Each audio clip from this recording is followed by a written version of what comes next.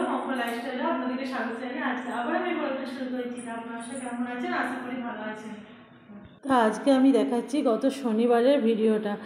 তো সকালবেলায় ঘুম ভাঙলো, সারা রাত বৃষ্টি, তাই ভাবছিলাম যে উঠবো কি উঠবো না, কিন্তু না উঠতেই হবে, সেই জন্য উঠে পড়লাম। তখন বাজছে 8টা, দিয়ে দেখছি বৃষ্টিতে ভিজে ভিজেই বাসি কাজকর্ম সব সেরে নিলাম, দিয়ে একবার ছাদে এলাম, তো আপনাদেরকে একবার দেখাতে আমার ছাদের পরিবেশটা। তো যাই হোক বন্ধুরা, এই যে বৃষ্টি ভেজা একটু সুন্দর সকাল আপনাদেরকে দেখালাম। তারপর বৃষ্টির দিনে একটু খিচুড়ি না হলে কি ভালো লাগে, সেই জন্যে আমি ভাবলাম যে আজকে একটু খিচুড়ি বানাই। তো এই যে চাল ডাল সব একসঙ্গে বের করে নিয়েছি, এবার খিচুড়িটা বসিয়ে দিই। আর এই যে খিচুড়িতে দেওয়ার জন্যে অল্প একটু আলু কেটে নিয়েছি।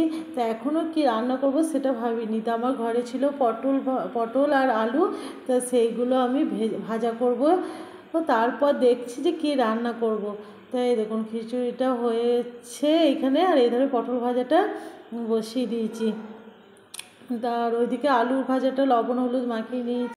তো আজকে ঘুম থেকে উঠতে দেরি হয়ে গিয়েছিলো, সেই জন্য আপনাদের দাদাভাই চলে গেল ডিউটি। তো আজকে খেয়েও যায়নি, হয়তো বাইরে কিছু খেয়ে নেবে। আর বললো যে পরে একবার ফোন করবো, তো দেখি কিস জন্য ফোনটা করে।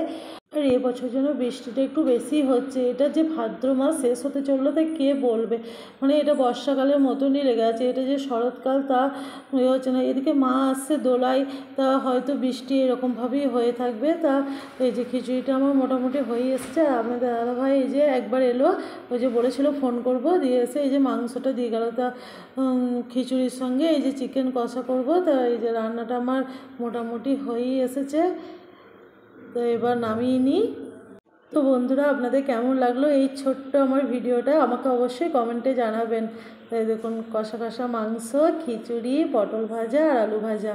তো এই হচ্ছে আজকে আমাদের দুপুরের মেনু। আর আমি এটা বাটিতে খিচুড়িটা ঢেলে নিয়েছি, কেননা হাঁড়িটা মেজে ধুয়ে নিয়েছি সেই জন্যে। তো বন্ধুরা, এই ভিডিওটা এই পর্যন্তই। আপনারা ভালো থাকবেন আর সুস্থ থাকবেন।